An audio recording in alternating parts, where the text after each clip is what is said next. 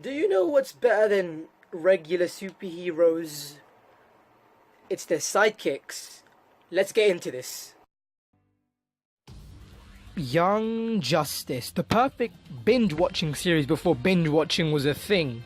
But then this pile of death-worshipping garbage came along and not killed one proudly loved and adored show, but killed this one as well. Younge Justice is a special show airing on the Cartoon Network from 2010 to its unfortunate cancellation in 2013.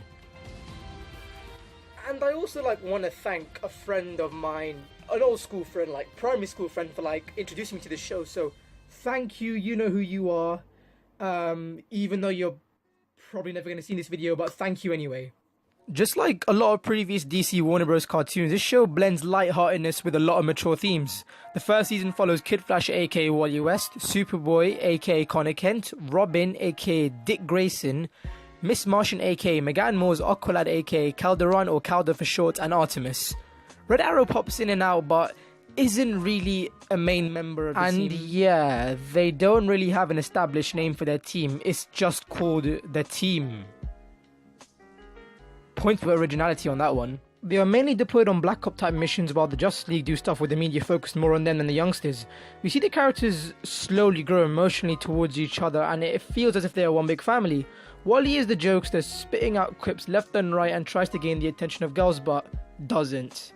However, he does eventually get together with Artemis at the end of the season. Good for you, Wally. Oh wait. Wally is heavily depowered in the show. He is really slow in this compared to his comic version. But I can see why the writers did this. He's still young, he'll get faster. Oh wait. Then we have Dick Grayson, still currently on the Batman's wing and can never decide whether he is whelmed or underwhelmed or overwhelmed or whatever. He's already been great friends with Wally, Roy and Calder before the team was even made. Dick's the gadget guy, tech and recon expert. There's nothing he can't hack and always does a laugh every time he goes into battle. It's kind of frightening, to be honest. Just think about it, a child vigilante who's partnered up with a bat from Gotham and laughs in the dark before striking his opponent. Kinda scary.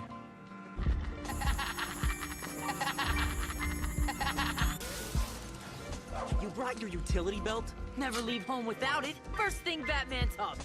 Yeah, right after never go to the bathroom without it. Listen. Then we have Calder, who's mainly the leader of the team, although Robin does get a lot of say when on mission and does eventually take over, but that's a video for another day. Calder is full Atlantean and was the sidekick / trainee for Aquaman. People do get this mixed up in the comics and there are two Aqualads, there's Calder and then there's Garth, but Garth is the one that stays down in Atlantis rather than Calder. They're actually best friends, believe it, but issues start to rise as Garth is going out with the person that Calder loves the most, Tula, and she chooses Garth over him. Pretty deep on Calderon, and later down in the season we even see more crazy stuff to do with Aqualad, and so it does affect him psychologically over the episodes. Then we have Superboy, who was introduced in the end of the first episode as he was engineered to be a clone of Superman, but doesn't have all of his abilities. He has super strength, jumping, super hearing. He's basically like how the Hulk fights. He's also voiced by Nolan North, which I was shocked when I watched it through my second time. Nathan Drake himself, who would have thought? His story also gets developed quite well as we found out it wasn't just Superman's DNA but someone else's. I'm gonna leave it there because the reveal was quite shocking in my opinion. With Superman off-world, only one thing alive with less than 4 legs can hear this frequency, Superboy. And that's you. Meet me in Washington, D.C., East Potomac Park. Come alone. I promise. It'll be worth the trip. He's quite to himself at first until he meets Megan Moore, the Miss Martian, who takes an instant liking when they first meet each other. I guess it does make sense since both carry great legacies on their shoulders, they're both aliens, and they're around the same age and are both outcasts. I like your t-shirt.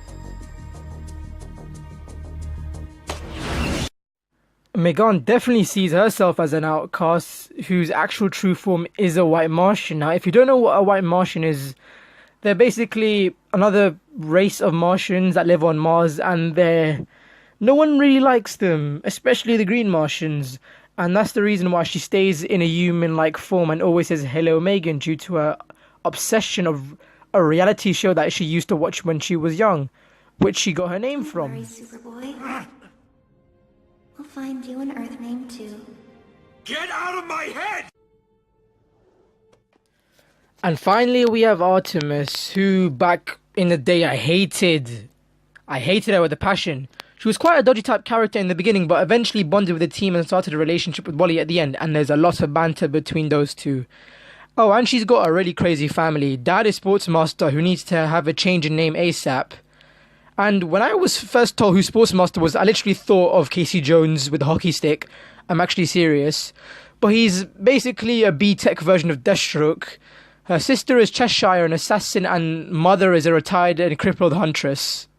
Crazy family. The villains are quite the surprise in this show. The light and underground syndicate containing some of DC's big bad villains like Deathstroke, Ocean Master, Black Manta, The Brain, Bane, Lex Luthor, Joker, Cadmus, Ra's al Ghul, and many more, with the leader being Vandal Savage, who's a guy who's basically immortal. He's seen stuff like since the caveman times. He's that old. The Justice League also play quite a substantial role in the show, as Red Tornado actually lives with the team at Happy Harbor, their home HQ, with Black Canary being their combat instructor, Batman the one who gives out the missions. And there's one moment which I really like where the Justice League are sitting all together and they're deciding who could be able to join the team. Names were thrown in: Shazam, the Atom, Plastic Man, but then there's this. Seriously? The Atom? Well, how useful could he be at that size? It's the size that makes him useful. Absolutely. Still, we could always use more raw power. And Earth has a third Green Lantern, Guy Gardner. No. But we could really... No. Always look forward to seeing that. Young Justice Season 1 is something I heavily recommend to anyone. Don't be fooled into think that it's just because it's an animated show and once was on the Cartoon Network not to take it seriously. There are a lot of serious themes. Hell, Season 3 is going to be focused on meta-human trafficking, which sounds crazy. People die, people cry, and there are a lot of jokes towards mature audiences sprinkled in everywhere. So watch it. With that said, that was Season 1 of Young Justice. See you guys next time, and peace.